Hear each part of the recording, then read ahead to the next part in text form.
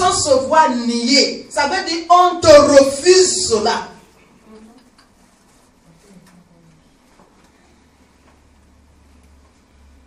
Maintenant, parce que nous allons faire étape par étape, maintenant je demande, quels sont les droits fondamentaux en tant que chrétien? Car lorsque tu deviens un enfant de Dieu, tu as également des droits. Il y a des choses que Dieu a créées, a programmées pour posséder. Il y a des droits qui sont spécifiques pour les enfants de Dieu. Alléluia. Et parmi ces droits, c'est pour cela que la Bible nous a dit quoi? Que normalement, en tant qu'un enfant de Dieu, nous devons être la tête, mais pas la queue. Amen. J'ai bien dit normalement. Amen.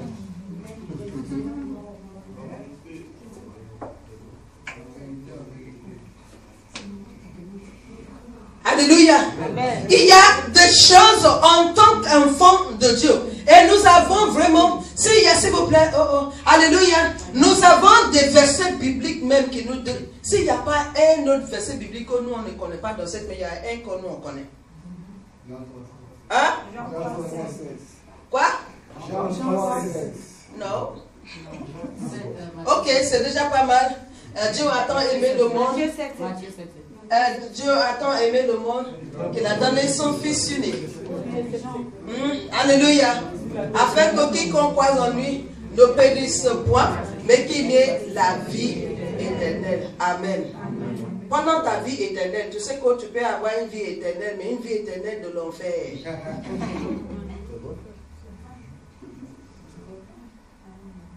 Alléluia. Amen. On est ensemble, hein? Amen. Parce que nous, quand on sort d'ici, on comprend la Bible.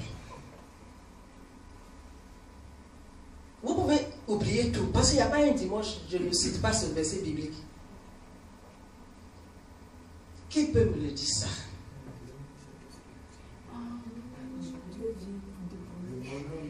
Le voleur. Voilà.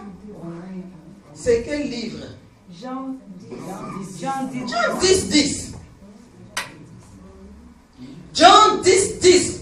La Bible nous dit quoi? Nous avons dit qu'il y a deux personnes qui sont venues dans Jean 10. Il y a le voleur. Et puis il y a le Seigneur Jésus. Alléluia. Jean 10 dit quoi? La première personne qui vient pour essayer de t'emmener, c'est le diable. Il dit, il ne vient que pour voler, pour détruire, pour te tuer. Et dans le même verset, Jésus dit, mais moi, je suis venu afin que vous ayez la vie. Et la vie comment? En abondance. Amen. Afin que vous ayez la vie en abondance.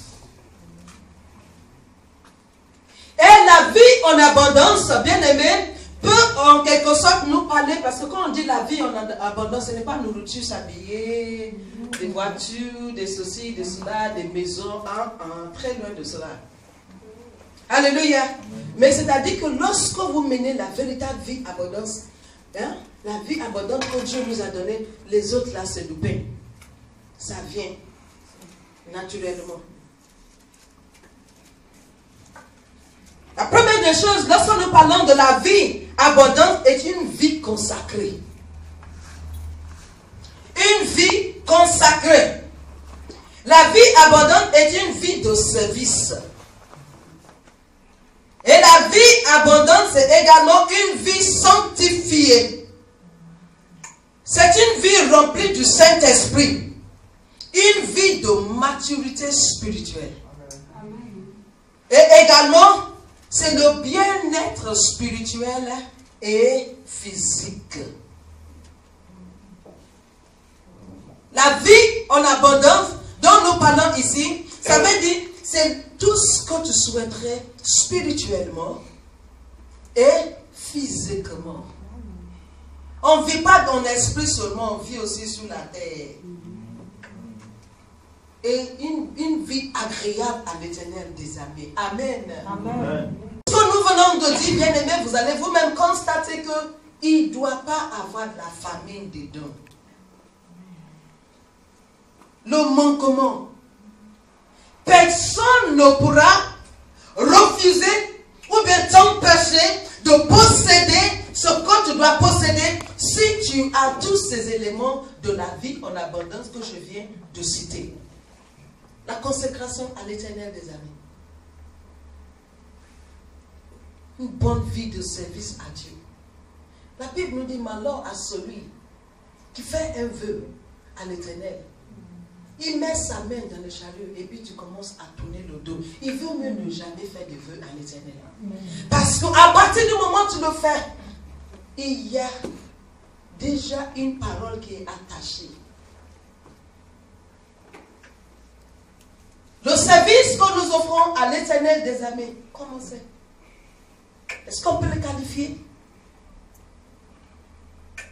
Est-ce que c'est une vie abondante? Est-ce que Dieu peut te voir, les anges te voient? Est-ce que vous savez même qu'il y a des personnes, quand ils viennent, ils s'approchent de Dieu, les anges même disent, oh, oh, il arrive encore.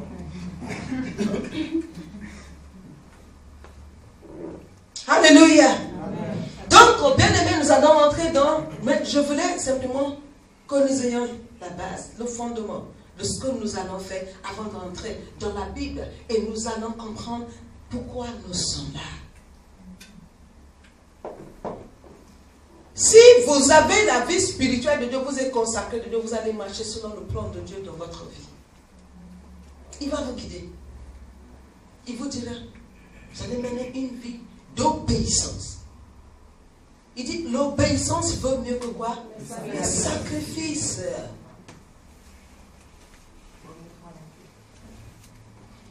Vous-même, vous savez que pour ceux qui étaient là au début, quand nous avons commencé l'église, l'église était pleine à craquer. Bourré. Il y avait même, on ouvrait même la porte de bureau pour pouvoir. L'Esprit de Dieu m'a dit, écoute, je ne sais pas où tu vas, tu es au marché maintenant, où tu veux me servir. Je dis, mais Seigneur, qu'est-ce que c'est? Il dit, tiens, est-ce que c'est quel message que vous êtes en train de prêcher? Les messages, venez pour remplir la salle, ou bien vous voulez toucher les vies des personnes? Et nous avons commencé vraiment les messages que le Seigneur nous a mis. Et après on dit, elle est trop dure. Je leur ai dit, voici la porte. Rends-moi service. Si nous sommes 10, les 10 personnes là vont au ciel avec moi. Parce que moi, j'ai un voyage. Je m'en vais au ciel. Et ce que le Seigneur m'a donné, on va arriver au ciel ensemble. Amen.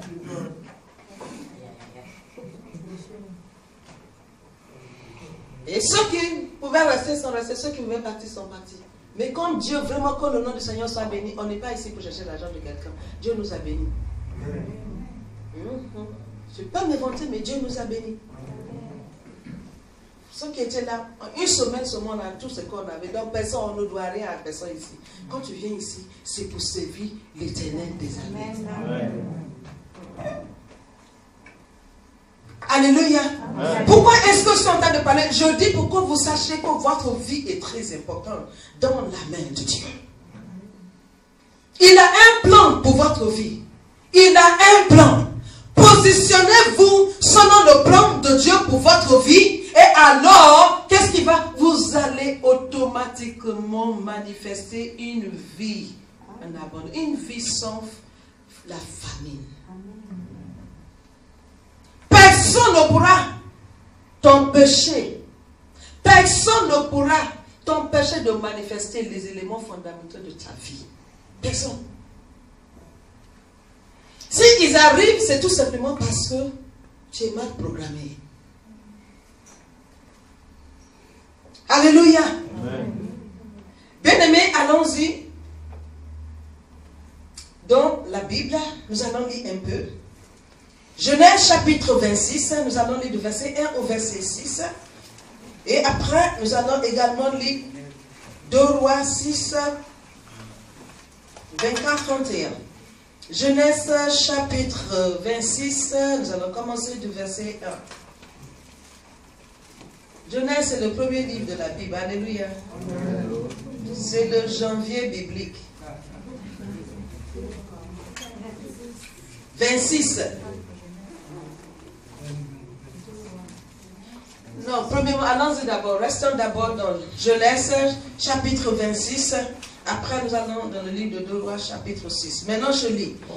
Genèse, chapitre 26. Est-ce que tout le monde y a? Amen. Alléluia. Amen. Ok.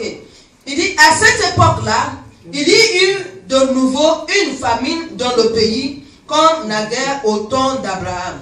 Alors Isaac se rendit à Guérar, chez Abimelech, roi des Philistins. En effet, l'Éternel lui était apparu et lui avait dit, ne descends pas en Égypte. Fixe-toi dans le pays que je te désignerai. Séjourne dans ce pays-ci. Je serai avec toi et je te bénirai. Alléluia. Amen. Car c'est à toi et à ta descendance que je donnerai tous ces territoires. J'accomplirai ainsi le serment que j'ai fait à ton père Abraham. Je rendrai ta descendance aussi nombreuse que les étoiles du ciel. Et je lui donnerai, à ta descendance aussi, excuse-moi, je reprends le verset 4. Je rendrai ta descendance aussi nombreuse que les étoiles du ciel, et je lui donnerai tous ces territoires-ci. Et tous les peuples de la terre seront bénis en ta descendance. Je le ferai parce qu'Abraham m'a obéi et qu'il a observé mes prescriptions, mes commandements, mes préceptes et mes lois. C'est pourquoi Isaac resta à Guérar. Amen. Amen.